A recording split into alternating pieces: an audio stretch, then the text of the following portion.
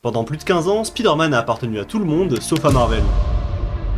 Et puis un jour, les deux camps se mettent d'accord, et l'homme araignée rentre enfin à la maison. On continue le compte à rebours Doomsday jusqu'au 16 décembre 2026. On se retrouve tous les vendredis à 18h pour le Projet Card, on revoit tous les films du MCU. Je te donne plein de détails cachés, les références aux comics et aux autres univers de la pop culture. Et on analyse et on classe dans une tier list tous les films. La semaine dernière, on était perdu dans l'espace avec un raton laveur et un père céleste bien toxique. Et aujourd'hui, on redescend sur Terre, direction Queens, New York. On retrouve un ado en collant rouge et bleu et un mentor jamais dispo. Le vrai retour de l'homme araignée dans le MCU. Voici l'épisode 16 du Projet Card sur le film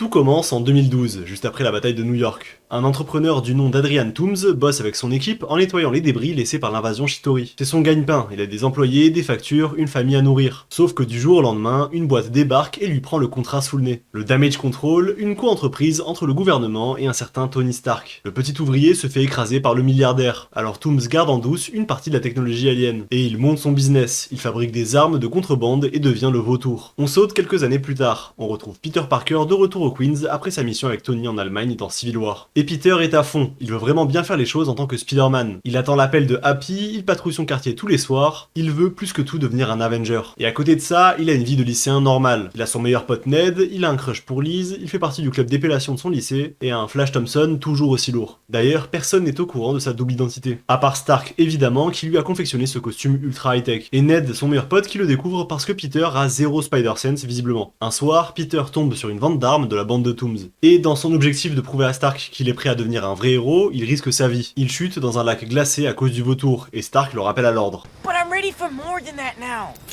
No, you're not. Mais ça n'arrête pas Peter qui veut prouver sa valeur. Il enquête sur la provenance de la technologie alien sur laquelle il est tombé. Et sa traque le mène jusqu'à Washington. Il se retrouve coincé dans un entrepôt du Damage Control et passe du temps à tester son costume. Il s'en sort puis par interroger Aaron Davis, le gars qui comptait acheter des armes à Toomes. Et ce gars lui révèle le point de rendez-vous de ses vendeurs, un ferry à Staten Island. Peter veut coincer le deal d'armes mais ça tourne mal et le bateau se coupe littéralement en deux. Spider-Man tente tant bien que mal de sauver tout le monde mais c'est impossible. Heureusement Iron Man débarque et empêche le ferry de couler. Et là c'est la goutte de trop. Tony reprend le costume à Peter. If you're nothing without this suit, then you shouldn't have it. Peter est déprimé, mais le bal de fin d'année arrive, et il invite Liz. Et le plot twist, il est pile ici. Peter passe prendre Liz pour le bal, et il tombe sur son père. Et le père de Liz, c'est Adrian Toomes, le vautour. Il les emmène au bal, et dans la voiture, Toomes comprend petit à petit qui est vraiment Peter. Alors il le menace. Toomes prévoit de détourner l'avion de Stark qui transporte l'arsenal des Avengers vers la nouvelle base. Peter quitte le bal pour l'en empêcher, mais il a besoin d'une tenue. Il revient à son costume fait maison. Il le suit jusqu'à son repère. Il discute un peu, mais Toomes lui fait tomber tout un bâtiment dessus. Et Peter, seul, sans Tony, soulève les décombres et se relève. Le combat final se termine sur une plage où le costume du vautour surchauffe et explose. Peter sauve la vie de Toomes alors qu'il voulait le tuer. À la fin, Tony lui propose officiellement de rejoindre les Avengers avec un costume flambant neuf. Et Peter refuse. Il veut rester le Spider-Man du quartier. Il a compris que le costume fait pas le héros. Le vrai Spider-Man, c'est le gars sous le masque. Commençons au tout début, à l'intro précisément. Juste après le prologue de 2012, un carton s'affiche, 8 ans plus tard. Et le problème, c'est que ça colle pas du tout. Le film suit directement les événements de Civil War qui se passent en 2016. Donc la suite devrait se dérouler 4 ans après le prologue, pas 8. Et Marvel l'a reconnu après coup. En fait, le studio avait peur que le public se perde dans la chronologie. Entre les événements de Avengers en 2012, les événements de Civil War en 2016 et ceux de Homecoming peu après. Alors ce montage a été rajouté à la dernière minute. Sauf qu'au final, en voulant clarifier, ils ont juste tout embrouillé encore plus. Une erreur qui hante la timeline du MCU depuis. Mais bon, sur ce même générique, il y a un détail bien plus classe. La musique est signée Michael Giacchino, et sur le thème d'ouverture, il reprend le générique du dessin animé Spider-Man des années 60, réarrangé en version orchestrale. Un hommage direct au tout premier Spider-Man animé, le thème qu'on connaît et qui donne vie au personnage depuis des décennies. Et puisqu'on parle de Peter, il y a un moment du film qui paraît incohérent. Comment et pourquoi Ned découvre que Peter est Spider-Man? Pourquoi est-ce qu'il serait chez lui sans prévenir Peter? Ça paraît étrange. Mais en fait, il y a un moment qui passe inaperçu qui explique parfaitement ça. Au lycée, Peter et Ned discutent, et Peter est omnibulé par Liz. Sauf que Ned lui parle, mais il écoute rien. Et c'est précisément pour ça qu'il oublie un détail. Écoute bien ce que dit Ned. And then I'll come by afterwards because for the most part, the difficult Ned lui dit clairement qu'il sera dans sa chambre ce soir-là. Résultat, Ned le grille en costume. Tout ça parce que monsieur rêvassait à cause de son crush. Et pendant qu'on est au lycée, deux détails valent le coup d'œil. Le journal de l'école est présenté par Betty Brant et Jason Lonello. Betty Brant, c'est un nom repris directement du Daily Bugle dans les comics. Et pareil, dans les comics, Jason Lonello, c'est un pote de Flash Thompson. Aussi, sur la fresque de l'école, celle des grands physiciens, on aperçoit Howard Stark, le père de Tony Stark. Et dans la classe de Peter, sur une autre fresque, on peut voir une photo de Bruce Banner. L'école de Peter met les génies du MCU au centre de la science de cet univers. Et en parlant de génie, parlons de son recrutement par Tony Stark. Notre cher Peter a tout vlogué. Dans son vlog, Peter filme un peu tout. Et à un moment dans ses vidéos, on voit une immense sphère, une sorte de globe géant. Cette sphère, c'est un rappel direct de la Stark Expo d'Iron Man 2. La même sphère était présente là-bas. Et c'est énorme parce que c'est justement à la Stark Expo qu'on a eu la première apparition de Peter dans le MCU. Tu te souviens du petit garçon masqué que Tony sauve des drones de Vanco? Ce gamin, c'était Peter Parker, des années avant qu'on le sache. Kevin Feige et Tom Holland l'ont confirmé après coup. Ce petit garçon masqué, c'était bien lui. Une continuité que personne n'avait prévue à l'époque, mais que Marvel a validé. On va rester sur cette même vidéo parce qu'il y a un détail que tu vas plus jamais oublier. Le Spider-Sense de Peter s'active en voiture. Regarde ce moment. Everyone was impressed. Come on! Quand Happy klaxonne, Peter ne sursaute pas comme Tony le fait. Regarde ses yeux, ils partent 2 fois sur le côté juste avant le klaxon. Il avait déjà senti le quasi-accident devant, son sens d'araignée l'avait prévenu. Un détail de mise en scène génial et personne le remarque. Et pendant qu'on observe les détails, regarde le téléphone de Peter tout le long du film. La fissure sur son écran s'aggrave de plus en plus. C'est une façon subtile de te montrer à quel point ce gars se met constamment en danger. Et à la fin, la fissure finit par former une sorte de toile d'araignée. Et moi j'ai une théorie, ça expliquerait peut-être que Peter Parker serait en fait Spider-Man. Mais n'en parlez à personne, je suis vraiment pas sûr pour l'instant. Et puisqu'on parle des vidéos de Spider-Man, il y en a une filmée par un passant. Dans le film, une vidéo de Spider-Man filmée par un passant est postée sur YouTube. Et le nom de la chaîne YouTube, c'est Rocket Robinson 67. Et cette chaîne existe vraiment, la prod l'a créée avec des images des coulisses. Et au lycée, dans le groupe d'épellation, il y a un personnage caché. On a MJ, Liz, etc., mais surtout Cindy Moon. Et Cindy Moon, c'est pas n'importe qui. Dans les comics, elle est mordue par la même araignée radioactive que Peter. Elle développe des pouvoirs quasi identiques et devient l'héroïne Silk. Mais pour l'instant, aucune nouvelle d'elle dans le MCU. Revenons au groupe qui est encadré par Monsieur Harrington, joué par Martin Starr. D'ailleurs, Martin Starr, il a déjà joué dans le MCU des années plus tôt. Dans l'incroyable Hulk, il joue ce personnage, l'étudiant à lunettes qui laisse Bruce Banner emprunter leurs ordis. Et Kevin Feige a confirmé plus tard que c'est la même personne. Cet étudiant qu'on voit ici a grandi pour devenir professeur. Et évidemment, notre Stanley national fait son caméo. Il gueule depuis sa fenêtre pendant que Peter aide une dame. Un caméo comme il en a glissé dans presque tous les films Marvel. Ensuite, quand Peter appelle Happy, regarde le graffiti derrière lui. Il y a écrit Bagley, un hommage à Mark Bagley, un dessinateur mythique de Spider-Man. C'est une légende du dessin. Il a co-créé Ultimate Spider-Man avec Brian Michael Bendis, le créateur de Miles Morales. D'ailleurs, retiens bien ce nom. Maintenant, concentrons-nous sur l'intrigue du film, les armes que Peter traque. Revenons d'abord en arrière. Quand Peter arrête des braqueurs au début du film, ils portent tous des masques d'Avengers. Et bien cette scène est reprise d'un panel de comics Ultimate, où des braqueurs portent eux aussi des masques d'Avengers.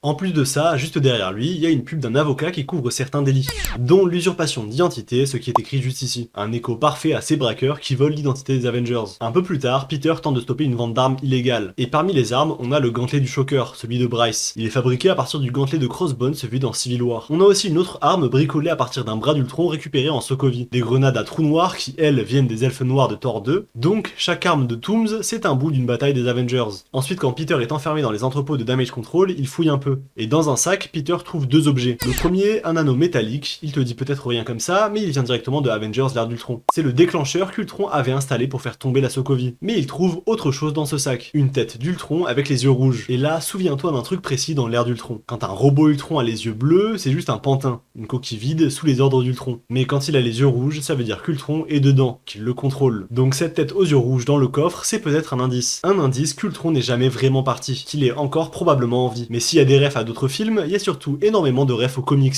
comme dans les plaques d'immatriculation. La voiture de Tante May porte la plaque AMF 1562, une référence à Amazing Fantasy numéro 15, la toute première apparition de Spider-Man. Et ce comics, Amazing Fantasy 15, il date d'août 1962. C'est la naissance de Spider-Man, et c'est devenu un des comics les plus chers du monde. Un exemplaire s'est vendu plusieurs millions de dollars aux enchères. Et quand Spider-Man slide sur une voiture en poursuivant les vendeurs d'armes, regarde la plaque. ASM 267, pour Amazing Spider-Man numéro 267. Marvel glisse les grands numéros des comics partout sans jamais te le dire. Mais le meilleur, c'est le clin d'œil au vautour. Un moment, Toomes attrape Peter et l'emmène bien haut dans le ciel. Et quand il le lâche, on a un plan sur Peter qui chute, mais regarde dans le fond. Le vautour est cadré au centre de la lune. Et cette image, est-ce qu'elle te rappelle pas quelque chose? Si par exemple je mettais le bas de signal juste à côté, ça y ressemble pas mal, non? Et pourquoi faire faire une référence à Batman dans un film Marvel. Eh bien en fait c'est un hommage direct à Michael Keaton, qui dans ce film joue le vautour, mais qui dans les années 90 jouait le Batman de Tim Burton. Il a aussi joué Birdman en 2014, le film qui a raflé l'Oscar du meilleur film. Et maintenant le vautour, Batman, Birdman, à croire que le mec adore vraiment les ailes. Bref, revenons à la chute de Peter. Il tombe dans un lac gelé, et son costume corrige toutes les erreurs passées de Tony. Il y a une puce traceur intégrée, c'est comme ça que Tony le retrouve. Et s'il y a une puce, c'est parce que Tony était introuvable dans Iron Man, quand les terroristes l'ont enlevé. Alors il a corrigé ce problème. Il y a aussi un chauffage intégré qui permet à Peter de sécher instantanément. Et pareil, s'il y a cette fonctionnalité, c'est à cause de sa quasi-mort de froid dans Iron Man 3, quand il s'est craché dans la neige. Tony transforme ses pires traumatismes en option de sécurité pour ceux à qui il tient. Et parmi tous les caméos du film, il y en a un qui cache l'une des plus belles histoires de tout Marvel. À un moment, Peter fait foirer un deal entre Brice et un certain Aaron Davis. Et Aaron Davis, il est joué par Donald Glover. Et plus tard, quand Peter l'interroge, on peut voir sa voiture et sa plaque d'immatriculation. C'est UCS M01, Ultimate Comics Spider-Man numéro 1, la toute première apparition de Miles Morales. Parce que oui, dans ce film, Aaron Davis laisse sous-entendre l'existence de son neveu dans le MCU. I don't want those weapons in this neighborhood. I got a nephew who live here. Et là, il faut que je te raconte toute l'histoire derrière ce caméo. Pour comprendre, il faut remonter à 2010. À l'époque, un hashtag devient viral sur internet. Donald for Spider-Man. Des milliers de fans veulent voir Donald Glover, alors connu pour la série Community, devenir le prochain Peter Parker au cinéma. Et les scénaristes de Community font un clin d'œil. Ils font apparaître son personnage, Troy Barnes, en pyjama Spider-Man dans un épisode. Au départ, c'est juste une blague, mais cette image va tout changer. Parce que de l'autre côté des États-Unis, un des plus grands scénaristes de Marvel voit l'image. Il s'appelle Brian Michael Bendis, et il a lui-même déclaré que cette vision, avec l'enthousiasme des fans, a été l'étincelle. Il s'est dit qu'il aimerait lire une histoire avec ce Spider-Man là, et c'est ce qui l'a poussé avec l'artiste Sarah Pichelli à créer un tout nouveau Spider-Man pour une nouvelle génération. Un jeune ado afro-latino nommé Miles Morales. Et c'est là que l'histoire devient magnifique. Pour remercier Donald Glover d'avoir été la source d'inspiration, Marvel va boucler la boucle plusieurs fois. D'abord en lui donnant la voix de Miles Morales dans la série animée Ultimate Spider-Man. My name is Miles Morales, and I'm Spider-Man.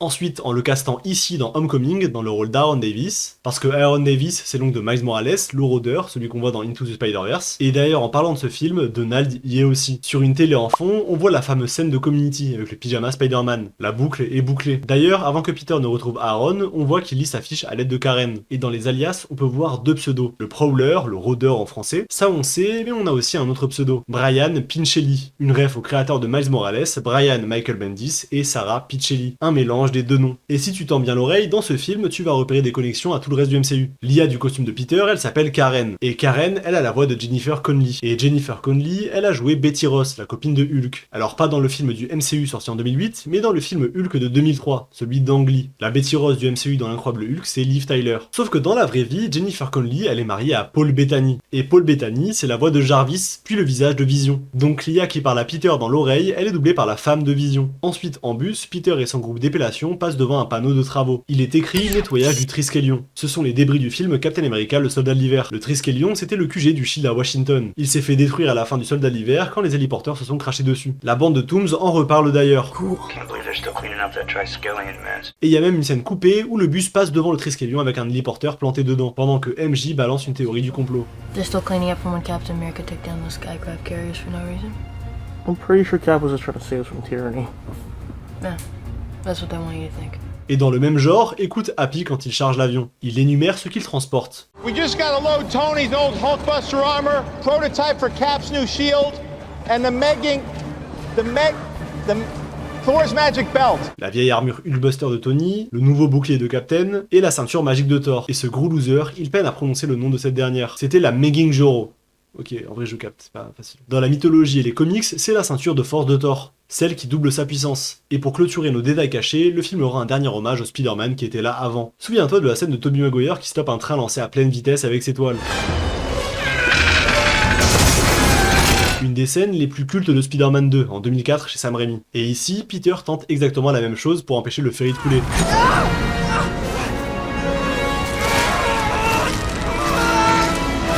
Il rejoue la scène culte à sa sauce, mais sans grand succès. Parce qu'il est nul. Il est trop nul! Et il y a un autre clin d'œil, plus discret et un peu triste en vrai. Peter rate son occasion de rejouer le fameux baiser à l'envers du Spider-Man de Tobey avec Liz. Ce célèbre baiser sous la pluie devenu une image iconique du cinéma. Sauf qu'au lieu de l'embrasser, Peter chute lamentablement. Putain, le pauvre il peut même pas avoir un petit bisou. Ensuite, quand Toomes fait tomber le bâtiment sur Peter, cette image peut peut-être te dire quelque chose. Peter coincé sous les décombres qui trouve la force de se relever. C'est la reproduction exacte de la cover d'Amazing Spider-Man numéro 33 qui date de 1966. Une des planches les plus célèbres de toute l'histoire des comics. On avance à la fin du film à la base des Avengers. Peter porte un t-shirt Electron. Et bien c'est le même t-shirt que Pepper portait dans Iron Man 3. Bizarre que ce gars porte le même t-shirt que la meuf de son mentor, non? Je sais pas. Bizarre tout ça.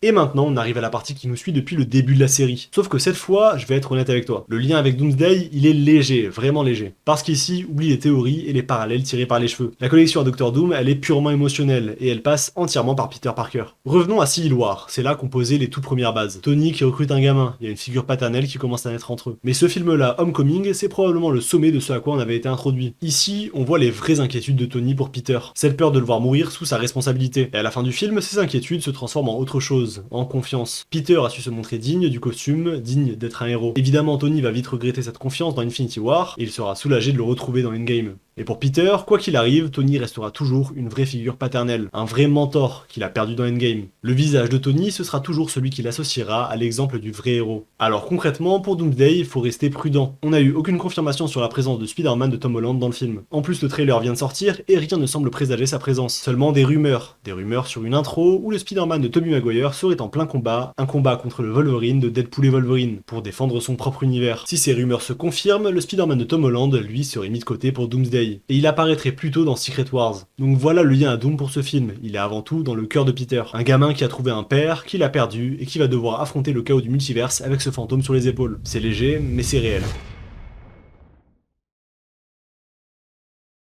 On passe au verdict, et là je vais un peu à contre-courant, alors accroche-toi. Parce que sur le papier, ce film tout le monde l'adore. La presse a encensé le ton lycéen, l'énergie et surtout deux performances. Tom Holland, parfait en ado maladroit, et Michael Keaton, un des méchants les plus marquants du MCU. Et sur tout ça, je suis d'accord, Homecoming est sympa, vraiment. Il se regarde tout seul, il est fun, il est frais, mais il y a un truc qui m'embête du début à la fin. On a trop l'impression que le film s'appuie sur l'univers MCU déjà installé, au lieu de voler de ses propres ailes. Tout tourne autour de Stark. Le mentor c'est Stark, le costume c'est Stark, les gadgets c'est Stark, même le méchant existe à cause de Stark. Toomes il devient le vautour parce que le damage control de Tony lui a piqué son business. Et ses armes c'est de la tech alien récupérée après les batailles des Avengers. Jusqu'à l'arc final qui tourne autour de quoi? De la technologie des Avengers que Toomes veut détourner. Et le truc c'est que je suis loin d'être le seul à le dire. À la sortie du film, une partie de la presse a pointé exactement ce problème. Ils appelaient ça le problème Iron Man. Un Peter trop dépendant de la tech de Stark, qui vit dans l'ombre d'Iron Man au lieu d'exister par lui-même. Le magazine Slate a résumé tout ça d'une façon très pertinente, que le moment le plus héroïque du film, c'est Spider-Man qui protège les affaires de Tony Stark. Parce que oui, le climax, c'est littéralement empêcher le vol d'un avion rempli de matos Avengers. Du coup, on a un film Spider-Man où Spider-Man passe presque au second plan de son propre univers. On aurait aimé un film 100% centré sur lui, et ça franchement c'est dommage, parce que quand le film ose se concentrer sur Peter, sur son côté ado maladroit, sur la scène de la voiture avec Toomes, là il est bon, là on voit Spider-Man et Peter Parker.